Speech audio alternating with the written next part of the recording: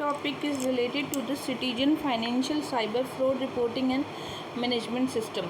So this system came in 2023, and this has been set up under the Indian Cybercrime Coordination Center, and this is immediate reporting for the Ministry of Home Resources. So this was in the Ministry of Home Affairs, and it is a nodal point for law enforcement agency related to the cybercrime. Financial cyber frauds जितने भी होते हैं illegal acts या फिर डिसेप्शंस की वजह से, this involve the debit card fraud, internet banking fraud, UPI fraud, सारे इंक्लूडेड होंगे. ठीक है. Digital criminal case management system, this is under the ministry of home affairs, and this is design the national investigation agency and digital claims ministry of home affairs. User friendly, easy to deploy customized browser based software, and Ministry of Home Affairs launching the Sankalan app, and that was navigating through new criminal laws. There was a new criminal laws and work in the offline mode. This work in the offline mode. So this is the digital criminal case management. Next is juice jacking. Juice jacking RBI का था, and RBI ने बताया था कि warn किया था against the charging mobile phone using public ports amidst the rising incident of juice jacking.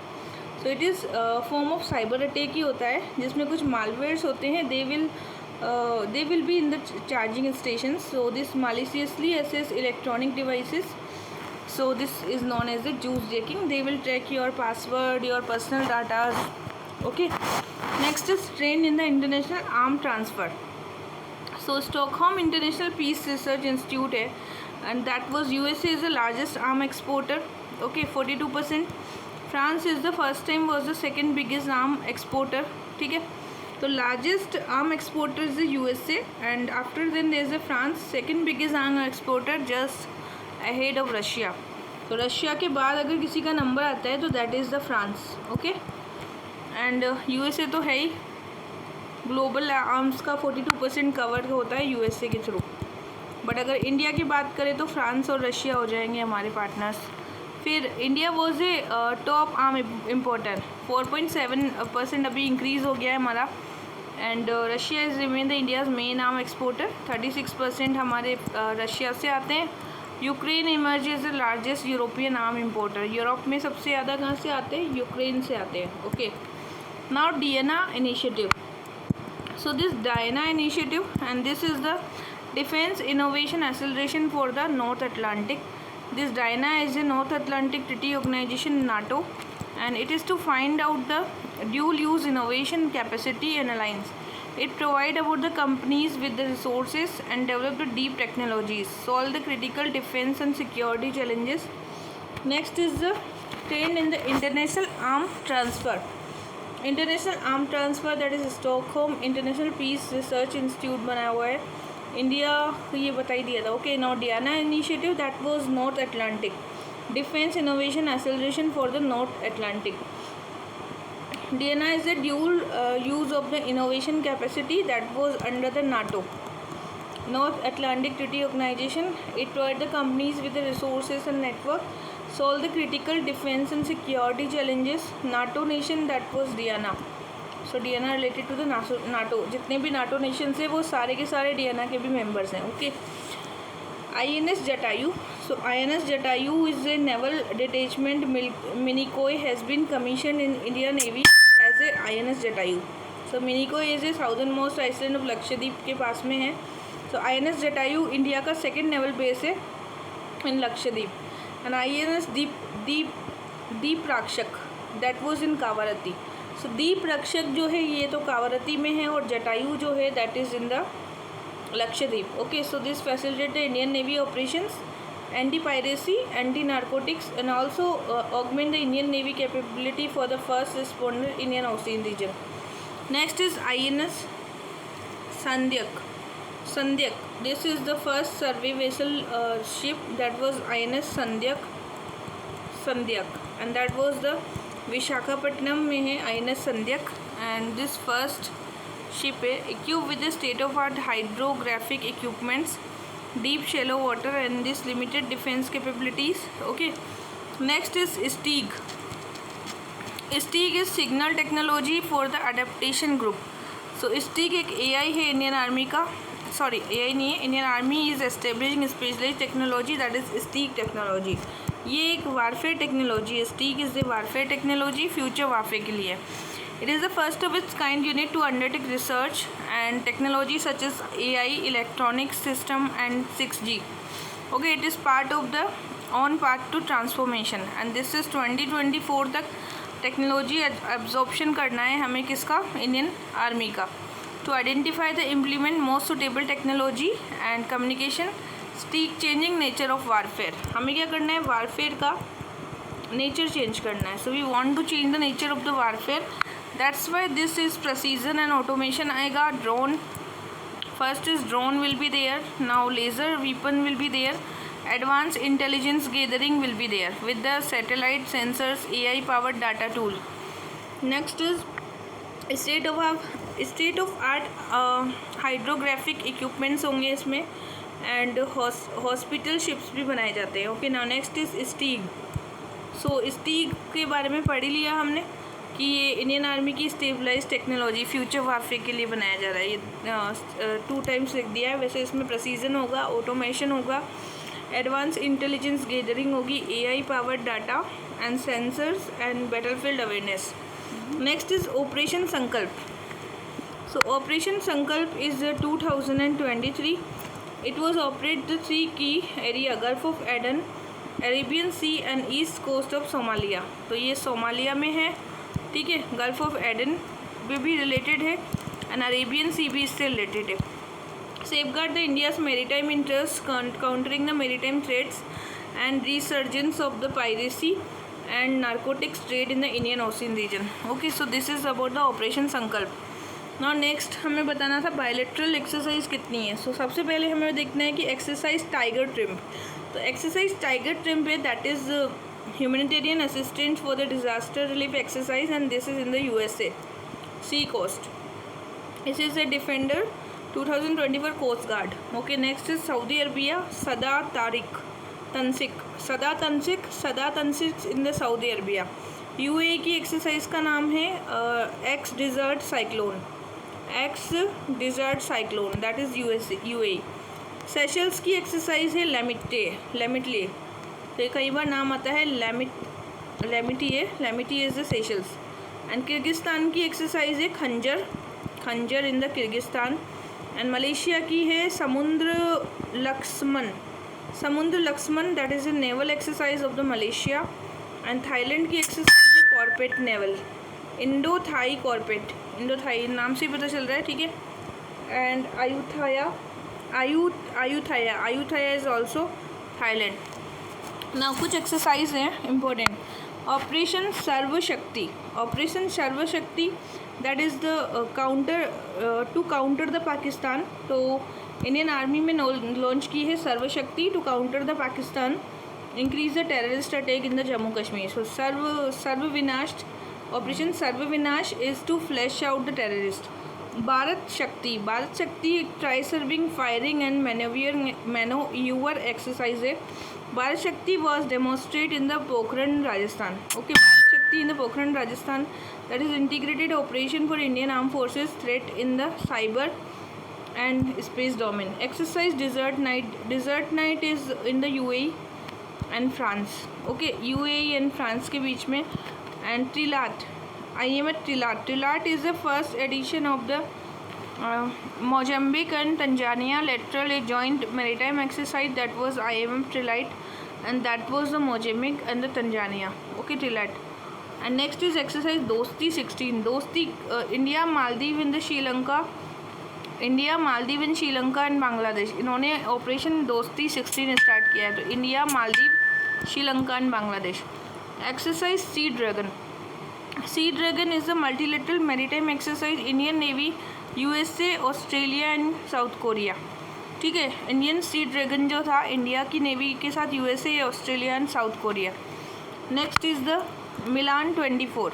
It is biennial multinational naval exercise है, जिसमें इंडियन नेवी ने 1995 में अंडमान निकोबार के साथ मिलकर के, so this was a Milan 24 and this is multilateral naval exercise. It is also a naval exercise Milan, and Milan was Indian navy and that at the Andaman Nicobar.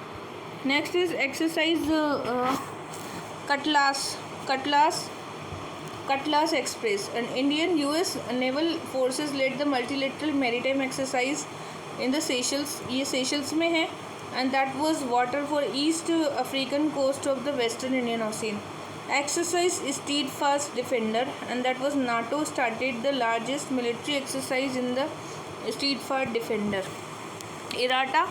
So IRATA, International Relation Article, Geneva Convention and Russia-Ukraine War. So there is a Geneva Convention, and that is on the Russia-Ukraine war. Related news is Black Sea map. IRATA is a peace international PT. Okay, IRATA तो यहाँ कुछ है नहीं, यहाँ कुछ और दे दिया उन्होंने. Region mark the Turkey. So this is a Black Sea. This is Bosphorus Strait, Sea of Azov, and this is Sea of Marmara, Dardanelles Strait, and the Aegean Sea. You can see in this figure. And IRATA is a Russia-Ukraine war. Related to the news, there is a Black Sea map which depict the littoral Black Sea in the map. Greece incorrectly given as a state that share maritime border with the Black Sea. The region marked is a part of Turkey. Okay. Next हमारे पास से कुछ economic से related topics हैं, and this is important actually. So human development index UNDP, Human Development Report, that was 24, and breaking the gridlock, reimaging the cooperation in polarized world. Breaking the gridlock and reimaging cooperation in the polarized world. So reimaging the cooperation in the polarized world and breaking the gridlock. So this is the published in 1990, and it is a strategic measure used to quantify the country achievement in 3 basic dimensions, that is human development and long healthy knowledge and decent standard of life. तो human development हो गया, decent standard of life हो गया, और healthy knowledge, healthy life होनी चाहिए. ठीक है.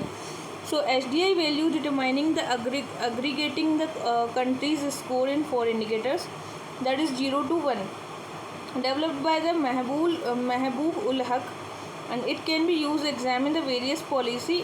For example, if 2 countries have the approximately GNI per capita, then HDI can help to evaluate produce widely human development outcomes. So this is a healthy life, knowledge, and the decent standard of living. Human development, medium human development, high human development, and very high human development. तो यहाँ पे कुछ scores दिए गए हैं. अगर ये लो है तो 550, अगर ये मीडियम है तो 699, अगर ये हाई है तो 790, और वेरी हाई है तो 800 से भी ज़्यादा.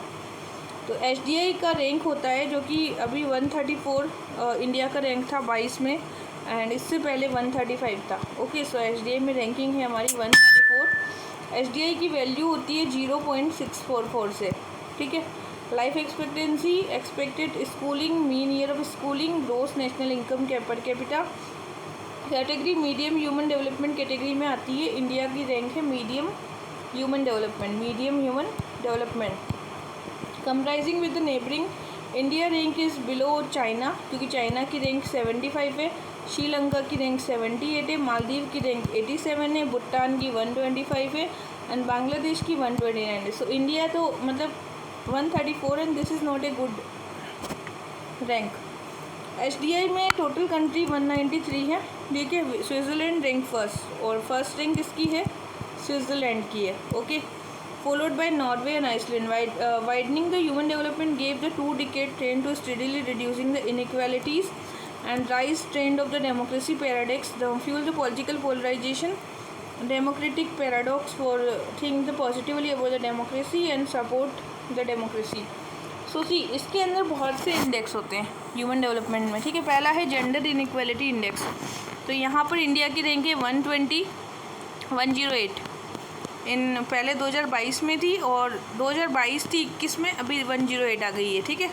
मल्टी डायमेंशनल पॉवर्टी इंडेक्स, तो reduction in health empowerment and labour market, that is the gender inequality. Now multi dimensional poverty index में इंडिया की जो 230 मिलियन पीपल है वो अभी मल्टी डायमेंशनली पुअर है. Gender development index, that is absolutely deviation from the gender parity 10%. Inequality adjustment human development index, that was 140. Inequality adjusted human development, that India is 140. Plenary pressure adjusted human development index, so 3% difference of the HDI. Okay, India rank 127 in the plenary pressure adjusted human development index. Index. United Nation Development Program UNDP. So it is a United Nation agency, international development. 170 countries are there. Agenda is the cross-cutting opportunity to the development. UNDP is also play a role for the sustainable development goal. And 230 के साथ agenda किया गया है sustainable development goals का. Genesis 1966. UN is expanding the program. And UNDP's mandate the reducing the poverty and building the democratic governance, rule of law, and inclusive institution knowledge. So, Human Development Report and Global Multidimensional Poverty Index. UNDP is entirely on the voluntary contribution for UN, and multilateral organizations are also there. Now, next is Household Consumption Expectancy Survey. So this is the National Sample Survey Organisation ने release किया था 10 year का line से ये. Okay, and this is the household consumption expenditure का survey होता है. 2011 और 12 से ये सर्वे रिलीज़ हो रहा है. And national Sample survey office जो है इसके साथ. ओके, सो ऑब्जेक्टिव है कि कलेक्ट करना information about the consumption of the goods and services. And ministry of strategic programme implementation इसका रेगुलर मोस्पी जो है ये देखता है. ठीक है. And then NSSO is the 26 round. It has been conducted the रफली 5 ईयर में इसको कंडक्ट करता है. ठीक है. नाउ यूटिलिटी क्या है? Consumption of the expenditure patterns, standard of living and wellbeing, reviewing the critical economical indication like GDP, poverty level, consumer price inflation, and increasing monthly per capita consumption जो है increase होता जा रहा है. So there is a rural urban divide, rich poor divide, and highest in Sikkim. मतलब जो among this multi dimensional poverty जो है highest in Sikkim. So and monthly per capita consumption monthly per capita consumption जो है दैट इज़ एक्सपेंडिचर. मतलब पर capita consumption expenditure सबसे ज़्यादा सिक्किम में है और लोवेस्ट कहाँ है? छत्तीसगढ़ में. 9 states are lagging behind the national average. So Sikkim में मंथली पर कैपिटा कंजप्शन जो है वो सबसे ज़्यादा है. एंड छत्तीसगढ़ जो है वहाँ पर सबसे कम है. ठीक है, Chhattisgarh. So this is monthly per capita consumption expenditure. And state wise variation से highest in Sikkim, lowest in Chhattisgarh. This agriculture household consumption expenditure of agriculture household falls below the rural average, and consumption expenditure among the disadvantaged section like scheduled tribes and now there is a include the separate provisions for the consumption of the several items. And National Sample Survey Organization, this is under the Ministry of MOSPI, and National Statistical Office consists of the Central Statistical Office. CSO भी इसके साथ ही connect होता है. NSSO. Okay, director general इसका head होता है. And it was establish in 1966 for merging the UN expanded programme for technical assistant and the United Nation special fund.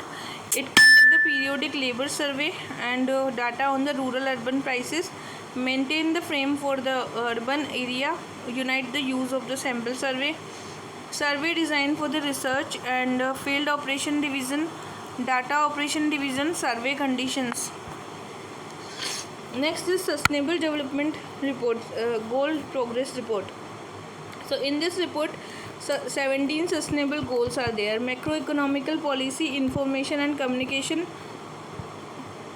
trade, investment and innovation, and social development, transport, statistics, environment and energy. So this is for the UN Economic and Social Commission, that is one of the 5 regional commission of the UN. Headquarter is Bangkok, Thailand. So UN Economic Social Commission का headquarter है Bangkok, Thailand में. United Nation Economic Commission for Asia and the Far East, that was also 1947. So 53 members हैं यहाँ पे, inclusive, resilient, sustainable development region के लिए. So 17 goals and 169 targets, okay, in the Asia Pacific region. So slow progress हो रही है, and uneven, inadequate progress and insufficient data about the sustainable development and other issues भी हैं बहुत सारे. Next is G security. So RBI has permitted the lending and borrowing of the G security by issuing by the RBI 2023. So this is transaction of G security excluding the treasury bills shall be eligible for lending and borrowing. So इसमें T bills को exclude कर रखा है, excluding the T bills. G security issued by the central government including the T bills and state government bonds shall be eligible for the placing the collateral under the transactions. सो यहाँ per transaction जो होते हैं issued by the central government excluding the treasury bill. तो जो government security landing होती है, government security landings में तो इसको एक्सक्लूड कर देते हैं, ठीक है. So in the government security landing the treasury bill is excluded, but under the G security government की जितनी भी सिक्योरिटीज़ हैं, ठीक है, इसके अंदर टी बिल को भी इंक्लूड किया गया है और स्टेट गवर्नमेंट के बॉन्ड्स को भी इंक्लूड किया गया है, ठीक है. Eligible for placing as a collateral under the, और इसको हम एज ए कोलेट्रल यूज़ कर सकते हैं गवर्नमेंट सिक्योरिटी लैंडिंग्स में. Okay, so this is low risk, मतलब जी सिक्योरिटी जो है ये लो रिस्क होता है इसमें. And this is income as a offer the fix interest rate, इसमें कुछ इंटरेस्ट रेट भी मिलेगी. It will aid the depth liquidity of GSEC and it will facilitate the wider participation, enhance the operational efficiency. Now government security में क्या होता है, it is acquisition program. RBI conduct open market operations and retail direct scheme. Scheme was a non-committing and bidding facility and encourage the retail participation for the private market. State government guarantee. RBI ने अभी release किया report on the working group on state government guarantee. So this is a guarantee in a legal obligation state to make the payment, protect the investors. Article 292 that was constitution of India extend the executive power of the union giving the guarantee, and that is state में 293 article है. State government often issue the guarantee behalf of the cooperative and the urban local body. Outstanding guarantee is 10% gross state domestic product and state with relatively higher outstanding guarantee. Sikkim को 12%, तेलंगाना को 12%, Andhra Pradesh 10 and Uttar Pradesh is 8%. Moral hazards होता है जैसे कि potential impact on the government guarantee. So moral hazards हो सकते हैं सब ऑप्टिमल या सब परफॉर्मिंग ऑब्लिगेशंस और fiscal risk and crowding out of private investment. These are some problems with government investment. To improve the viability of the protect the activity undertaken by the government and to enable the public sector companies to raise the resources and fulfill the requirement in case of sovereign and guarantee for the loans. Next is non-performing asset, NPA. Non performing assets जो हैं अभी presently ये 3.9% है. The ratio of non performing asset in the Banking India report, the financial year 2023 showed the gross NPA rate fall 3.9%. So it is a capital to risk weighted asset, also known the capital adequacy ratio.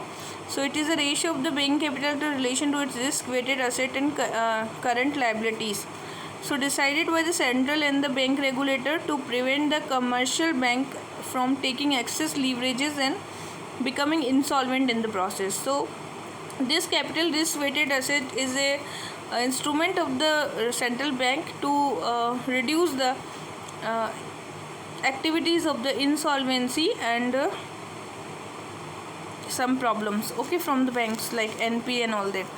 So highlight दिया गया है कि the consolidated balance sheet 12.2% अभी stress asset है. हमारे stress asset जो हैं they are 12.2%, highest in 9 year, और ये highest in the 9 years. Okay, during this total amount of the fraud reported by the banks is declining in 6 year.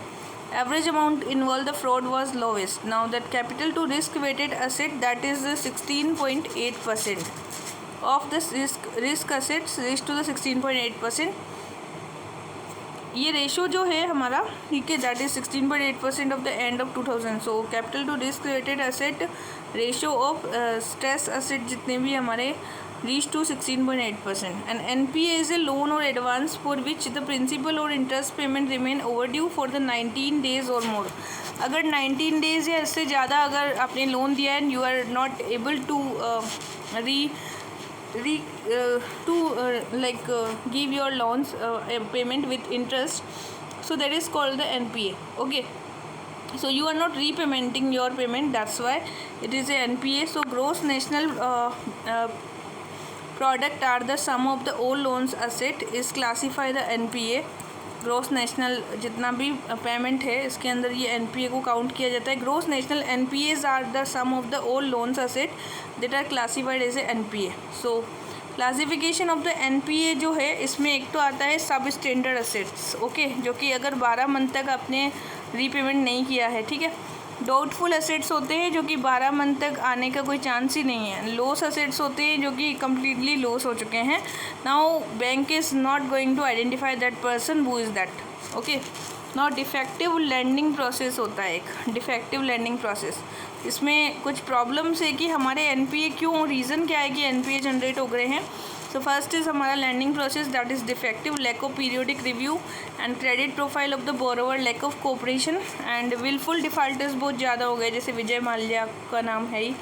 Industrial sickness भी हो जाती है, lack of adequate resources and technological change and regulatory floating RBI guidelines, non-compliance with the regulatory direction. So prevent the bank from lending to the other productive activities, can lead to the decrease in the employment opportunities and inflation भी हो सकता है, increase the interest rate, increasing borrowing cost भी हमारी बढ़ जाती है, can lead to reputations, operation and business risk on the bank, increasing pendency of the cases. So NPA से निपटने के लिए lots of instrument taken from the central bank. First is SARFAESI act that was in 2002, okay. Second is dept recovery tribunal that was in 1993। So dept recovery tribunal, dept wait a minute, recovery tribunal, dept recovery tribunal.